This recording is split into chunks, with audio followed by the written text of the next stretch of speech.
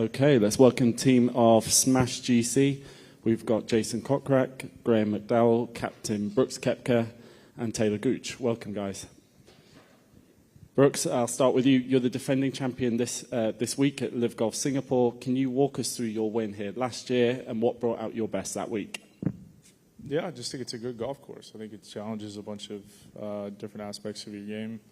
You got to drive it well out here, position yourself really nicely, and I mean, these greens are so good. You pretty much know if you've made it anything inside 8 feet, I'd say you really need to make it. Otherwise, you're going to be losing strokes to the field. But yeah, it's a good golf course. It's a good test, and it's nice to finally play a tough golf course. Taylor, you won back here at Sentosa Golf Club in 2023 as part of that incredible season you had. Does returning to a course where you've had success before, does that give you that confidence to really kickstart your season this year? Yeah, I mean, like Brooks said, it's one of the best courses we play all year. I like the sights, the lines of the place. It feels comfortable. And it kind of, I think it fits a ball striker's, a ball striker. It's fit for a guy who's a good ball striker out here. And so it's nice being back at a place where I've had success and see if we can kind of, like you said, get things kick-started. Graham, you've been coming to Singapore and competing here for several years now. What is it about Singapore that stands out to you, and how have you seen golf develop here over time, especially since LIV Golf's been hosting events here? Yeah, I mean, it's obviously a very exciting city. Obviously a international business hub and lots of, great potential partners for, a tour like LIV. Like you said, I've been coming here probably for best part of 15 years, back in the Barclays Singapore Open days. Had some success around this golf course in the past. And like the boys said, it's a super quality golf course, potentially, one of the best courses in Asia. And it's a phenomenal venue for LIV Golf. It's, like I say, just an international business center and obviously an emerging market for golf. Great to be here. Jason, you've been a key part of Smash's success since the beginning. After a strong season last year, how is having 2 Singapore champions in the team this week, does it give you the opportunity to post a score this week? Yeah, I mean, obviously Brooks and Gooch have won here.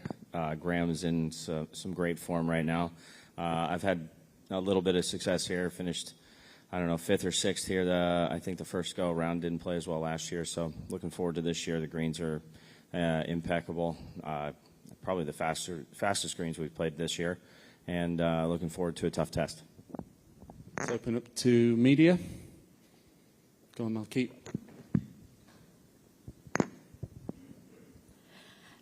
So what's the Smash vibe like for this week? What's the vibe like? Vibe's been actually pretty good. Look, we haven't played as well as we would have liked. I think that's pretty obvious. But look, you can't substitute hard work. Everybody's working hard and doing what they're supposed to do, and eventually the results are going to come. We have not played to our potential. I know Graham played pretty solidly last week, but I've seen the way he's hit the ball the last maybe the month or so, and it's been impressive, and I can see what he's doing. Gooch is working hard, and Jay's doing the exact same. He's working hard, and I've played terrible, but I feel like I'm definitely playing a lot better than what the results are. It's just sometimes that happens. That's golf. Counting 4 scores, it's difficult if you get 2 guys that don't play well kind of on the same day. It's very difficult, and we get behind the 8 ball pretty quick as a team. But I thought I was pretty proud of the way everybody battled in the second round last week. Me and Jay, and Graham, we played together the first round, and me and Jay did not have a good opening round. But to be a pro's pro and watch Jay go out and go fire, I think 5 under in the second round. That's what you're supposed to do. We set ourselves way too far back, but at the same time, it's always nice to see guys rebound properly. This is quite a tight golf course. So how do you plan to sort of like play it up? I don't know. I think it's different for everybody. The way you got Gooch can work it both ways. I primarily fade it, and these two draw it. So we probably see holes differently. But I think you got to attack the par fives out here, and then there's definitely a few par fours where you can take advantage of, where you could hit driver and give yourself a wedge or lay it back with 5-wood, a longer iron, and kind of have a mid iron into the green and play it a little safer. So it all kind of depends on wind, hole location, all these different types of things.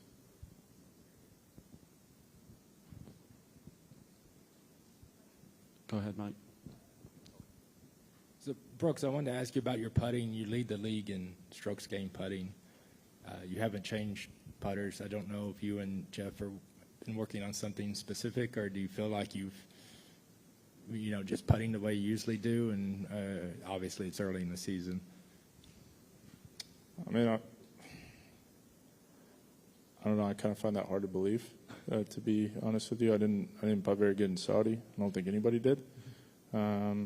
Australia putted well. Hong Kong was just, I think I made one putt outside. I think those stats are a little skewed. But I mean, we're doing our own stats, so I haven't looked at them exactly. I'll get a report here probably at the end of this week and see where we're at. But I feel good. My whole game feels good.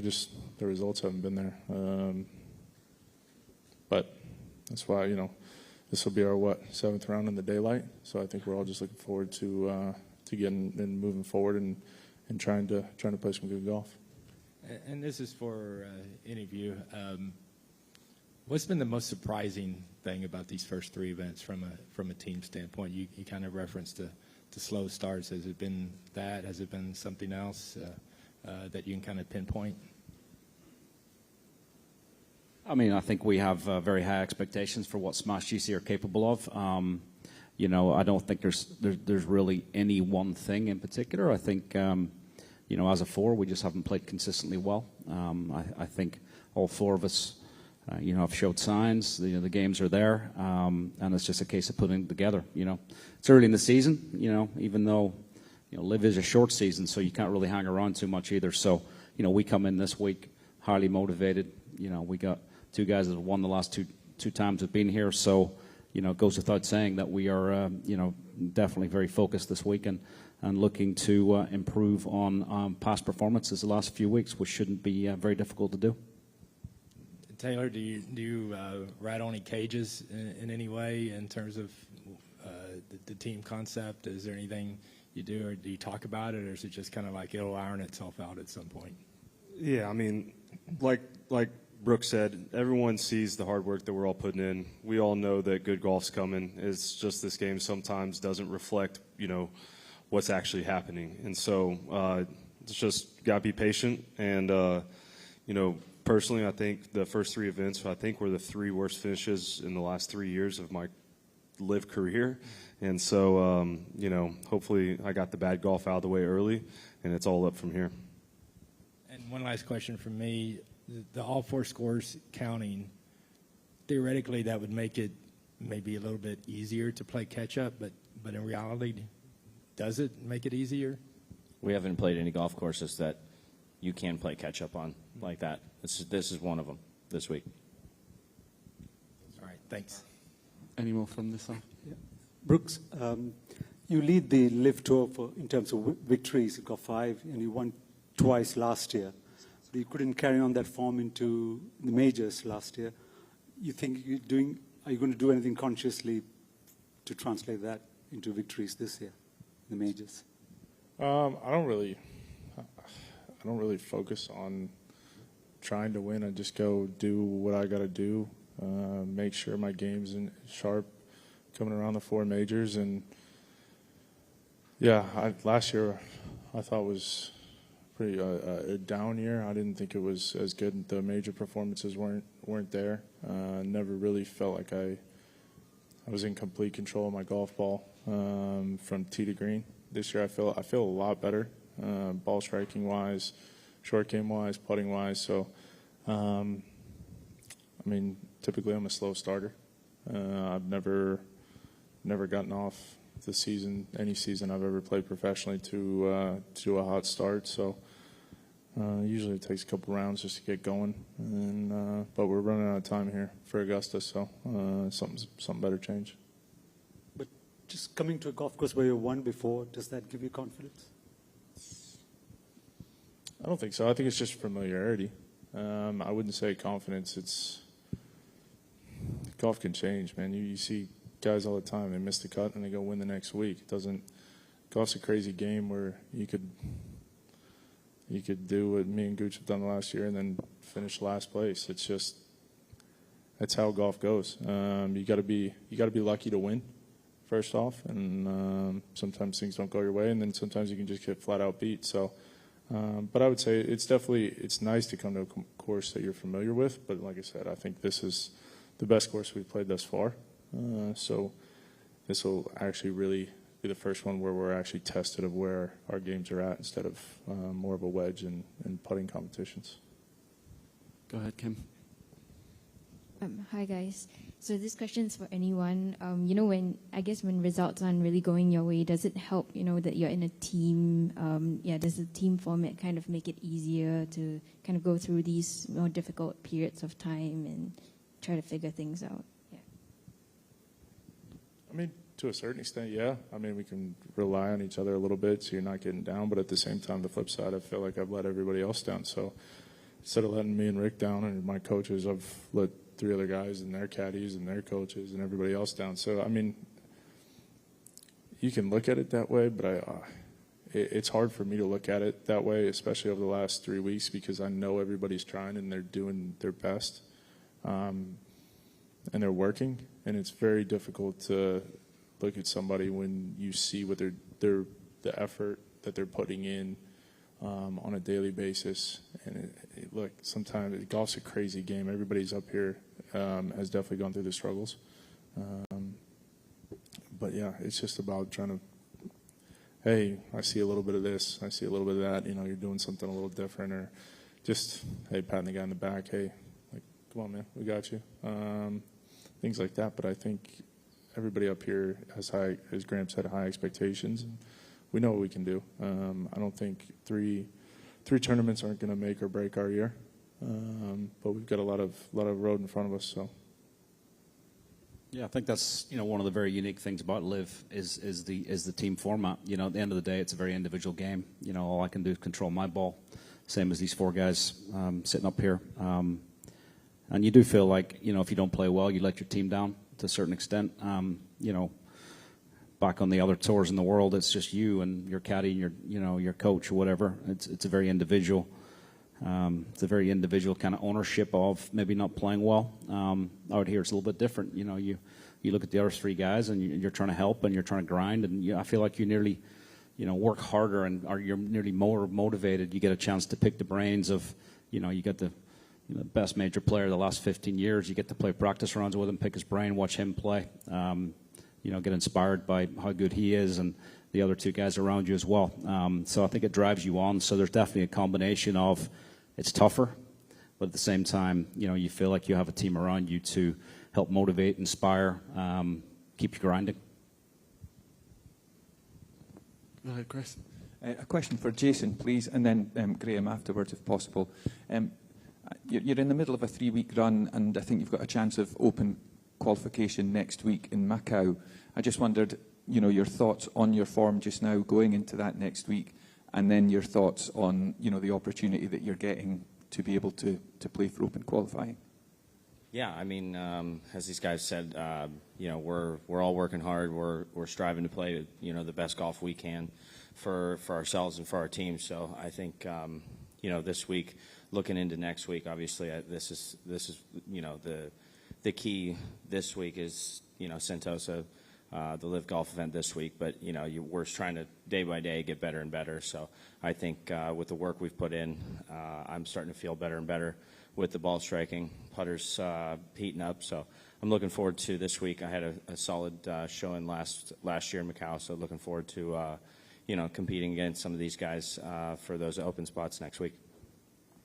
Yeah, I mean, obviously it's a great opportunity next week in Macau to have 3 Open Championship spots. Obviously personally for me, with it being at Royal Portrush, my hometown, there's a little extra motivation there. But, like Jason said, obviously the focus is very much on this weekend. It's a very, very important weekend.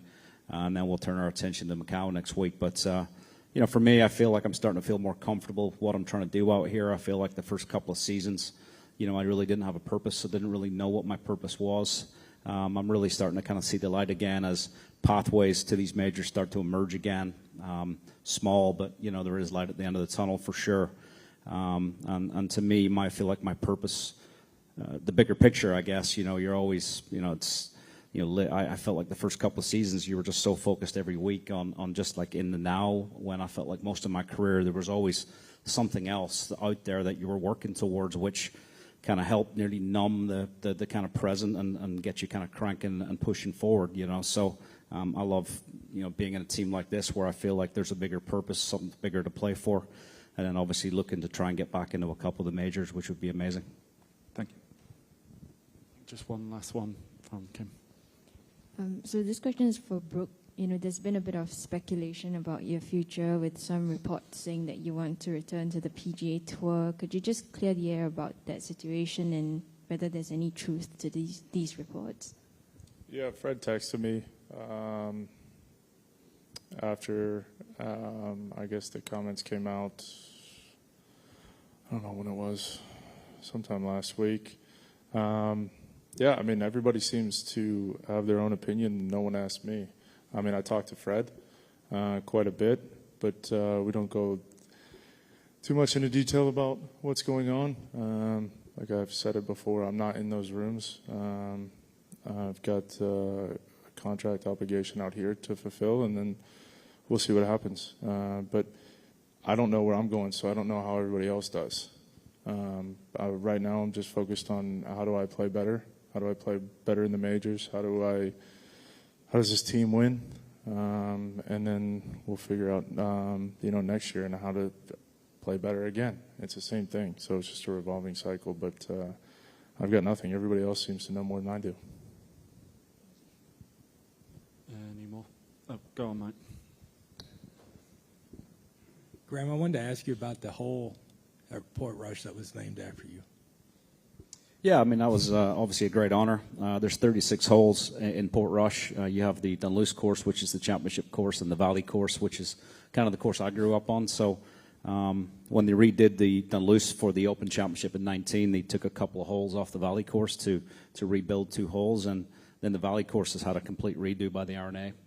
So they actually picked one of the holes on the new redo on the Valley course to name after me. So that was obviously a great honor. I figured you had to be dead to do that stuff, but I don't think I'm dead yet. But now, listen, obviously, huge honor. I'm very, very proud for me and my family. The Valley course is kind of where I, learned the game, fell in love with the game of golf, and I haven't been back over there to see the redo yet.